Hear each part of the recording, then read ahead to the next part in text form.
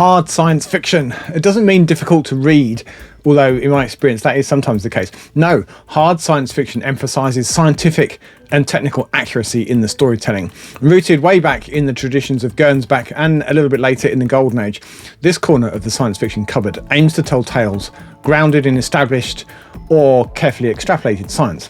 The author, and by extension the protagonist, believe that any challenges presented by the story are eminently solvable with sufficient application of science and logic. With that said, let's take a look at some books that put the science in science fiction. We'll start with some more straightforward science and then ratchet up the science factor as we go. The Martian by Andy Weir is self-aware, it's knowing, it's fourth wall breaking, wisecracking, popcorn fodder, yes, all of those things, but it's also scientifically sound. If you haven't read this book already, you're probably aware of the basic premise. Mark Watney is stranded, presumed dead on Mars. Rescue is long months or years even away, and the environment is harsh. He's limited supplies, and as it says in the book, to survive, he has to science the shit out of it. Okay, maybe the science in The Martian isn't terribly advanced, and don't worry, in this video we'll absolutely get to advanced, but it is definitely science, and it's definitely plausible. There's botany and biology to grow stuff, and a closed-loop life support system to produce water with which to grow the food, and there's mathematics to communicate. It's all there. At the guts of this story is the problem solving and the engineering and the science that Watney deploys to get it done. If you're new to science fiction or to the hard science fiction subgenre, and maybe a little bit intimidated by the thought of a science-heavy science fiction book, then The Martian is definitely at the less nerdy end of the scale, and I think it's a great place to start your hard SF odyssey. Plus, it's a lot of fun. Gregory Benford is the author of a bunch of science fiction novels, well over 20, and he's a theoretical physics professor at the University of California. And he has hundreds of published papers to his name, and he's still an advisor to NASA and to DARPA. Professor Benford knows his science, so it's no surprise that his books tend strongly towards the scientifically plausible. Part early climate fiction, part urgent science experiment, Timescape was first published in 1980 and won both the Nebula and the John W. Campbell Award for Best Novel. We follow two scientists. One is in Cambridge in the UK in 1998, which was the future at the time that Benford wrote the book, and one in the early 60s in California. In 1998, the world is falling apart due to a viral algal bloom outbreak. Plus there's a general background of unrest and conflict due to shortages of various things. Benford gives a detailed depiction of the ecological disasters caused by viral materials spreading through the water cycle and the atmosphere, showing the interplay between virology, environmental science and global systems. John Renfrew is the English scientist in 1998, and he's busy trying to send a message back in time to the 1960s, a desperate warning that gives enough time to take actions to prevent the future disaster. But how do you send a message back in time? Using tachyons, of course, faster than light particles that are postulated to exist by serious scientist types. Timescape covers Renfrew's attempts to send the message and his counterpart in the 1960s, Gordon Bernstein's attempts to figure out just what is messing with his sensitive experiment. Could it be a message? Surely not. And from where? Or from when? In the meantime, we get some realistic sounding scientist office politics, some nice glimpses of the accelerating fall in late 1990s England, and even some treatment of alternative realities. The Hercules Text is Jack McDevitt's debut novel, published as part of the third Ace Special series in 1985. SETI scientists receive a message via a pulsar that is unmistakably artificial, a sign of intelligence out in the stars. Someone or something has manipulated an entire star to send a message out into the galaxy. At first, this message is simple, effectively just a "look at this!" The scientists gradually unravel the increasingly complex signal using mathematics. The advanced knowledge is kept closely held, the paranoid government concerned about losing out to the Russians or the Chinese. Meanwhile, scientists of various stripes consider the potential impact of this advanced knowledge on the world at large. There's a Jesuit priest / part-time scientist, and he's considering the impacts on faith and religion. There's a psychologist who's considering how folks will react to this knowledge, and also what is the alien psyche? Do they think the same way that we do? And of course the president's concern for the national defence and security. It's a first contact tale without any actual contact. The fundamental question in the Hercules Text is, are we worthy of this knowledge? Is it a help or a hindrance? A stone-cold, hard SF classic, Tau Zero by Paul Anderson, tells the story of the spaceship Lenora Christine and her crew. The Lenora Christine has a Bussard ramjet to power it onto the stars, a potential star drive proposed by actual scientists in the 1960s. The Bussard ramjet uses vast electromagnetic scoops to hoover up the sparse hydrogen atoms of the interstellar medium to fuel the ship's fusion drive. Things go wrong with the Lenora Christine's braking system and they're forced to continue to accelerate. This is a realistic consequence and it brings relativity into play, in particular the effect of time dilation. The ship ultimately reaches near light speed, subjecting the crew to extreme time dilation. While they experience only a short period, millions of years pass in the external universe. In fact, the tau of the title is the proper time, capital P, capital T, experienced by the crew, and you know you're reading a hard science fiction book if there's an equation in the text. Tau Zero also covers some theoretical cosmology, incorporating the Big Crunch hypothesis, which forecasts that the universe would ultimately shrink back down to a singularity and a new Big Bang to start the cycle again. I remember thinking the sense of scale in Tau Zero is impressive. The crew must venture into the low-density intergalactic medium, eventually taking in whole clusters of galaxy, emphasising the unimaginably vast scale of the universe. There is a lot of science in this book, but Anderson leavens that with some nice human dynamics amongst the crew, which I enjoy just as much as the sciencey bits. In his 1990s tour de force, the Mars trilogy, Kim Stanley Robinson imagines a colonisation mission to Mars and then ramps that up to include the terraforming of the planet over the course of hundreds of years. We start with the first voyage, the first landing. 100 scientists and astronauts start to build a place to live on Mars. Almost from the start, there are conflicting views about how much humanity should try to reshape Mars. Sachs Russell and Anne Claiborne exemplify the opposing points of view. These would be pretty short books without at least some terraforming, so I don't think I'm giving anything away by saying that Sachs and his supporters get their way by fair means and foul. The 3 books examine various techniques that might be used to make Mars more hospitable to life. There's an ambitious plan to thicken the atmosphere. Huge holes are dug in the surface to release geothermal heat. Nuclear devices are used to melt subsurface ice. These planetary scale geoengineering projects are a favourite of Robinson's, and he returns to this on Earth this time in his more recent book on climate change, The Ministry for the Future. But let's get back to Mars. A Martian space elevator is built with some nice and very plausible descriptions of its construction and its function. Robinson also plays with longevity treatments and the potential inequalities that might induce. I'll admit that it's mainly a handy plot device to allow our favourite characters from the first 100 to persist throughout the centuries that the books cover. It's not all hard science, there's a lot of philosophy in these books too. How should society on Mars be organised? What do the Mars-born want from the planet that's always been their home? Should Mars continue to be dependent on Earth? Now, how should the economy work? Robinson's Mars trilogy was lauded at the time by space scientists as being very realistic, or at least plausible, based on the science of the time.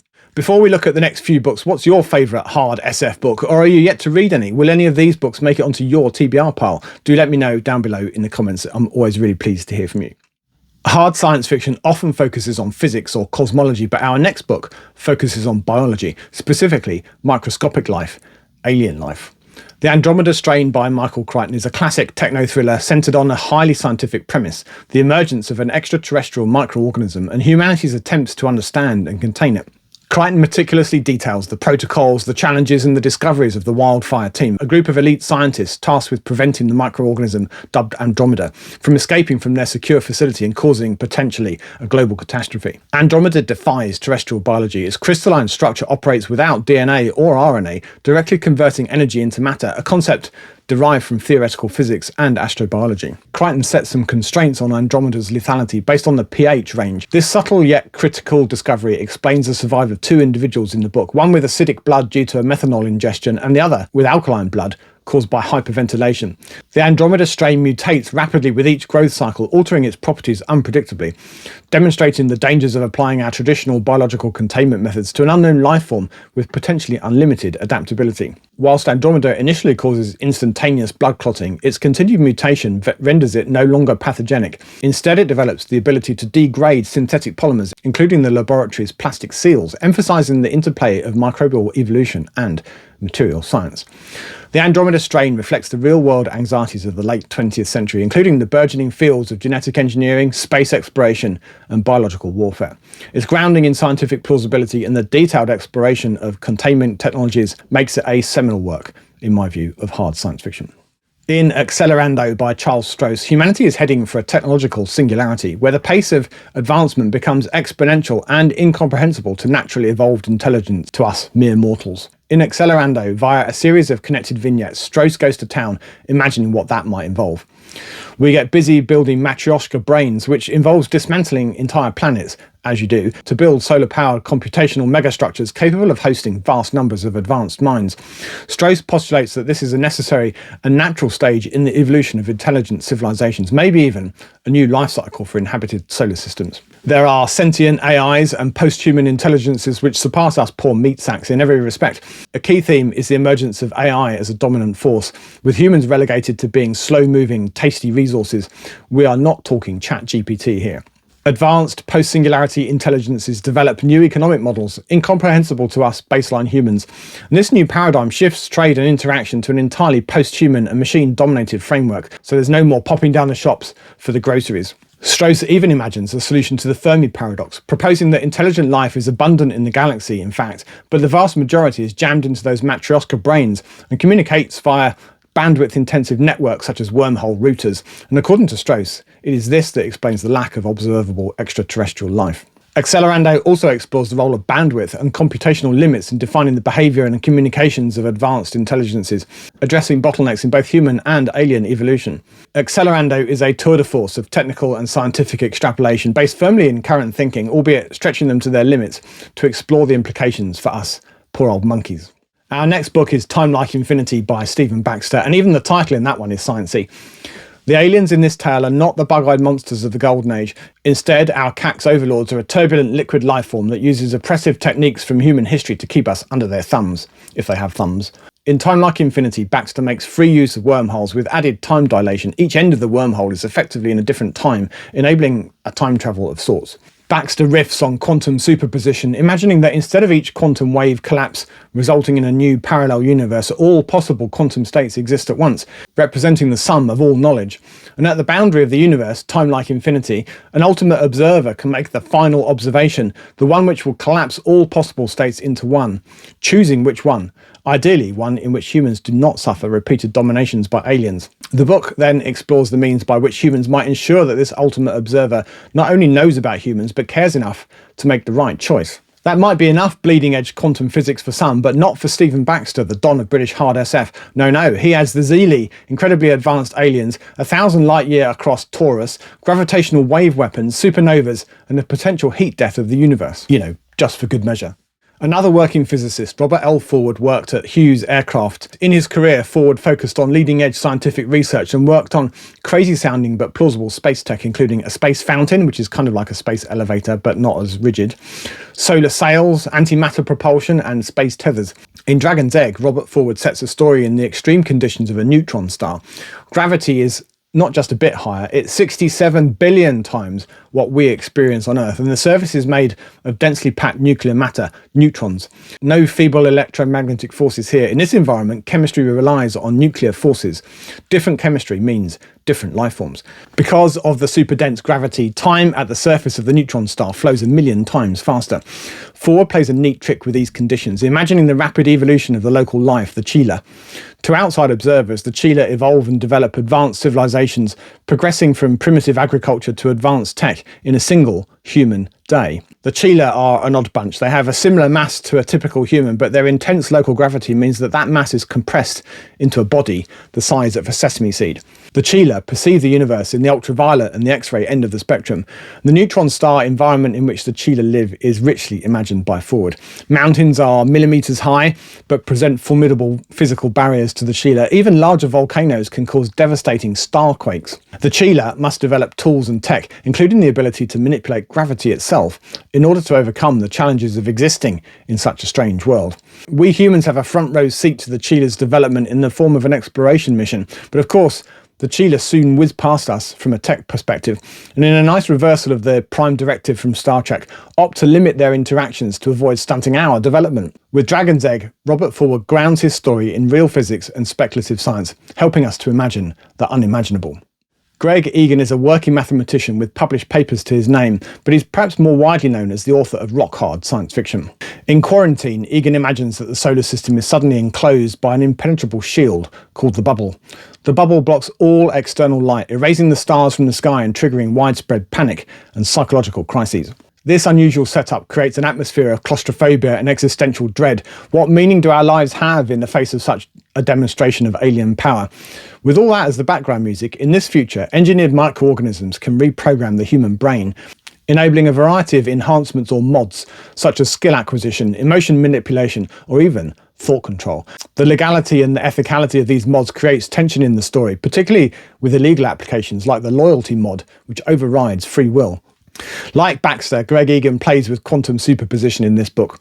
The eigenstate mod grants users the ability to consciously manipulate the collapse of wave functions, effectively allowing them to alter probability and exist in a superposition of states.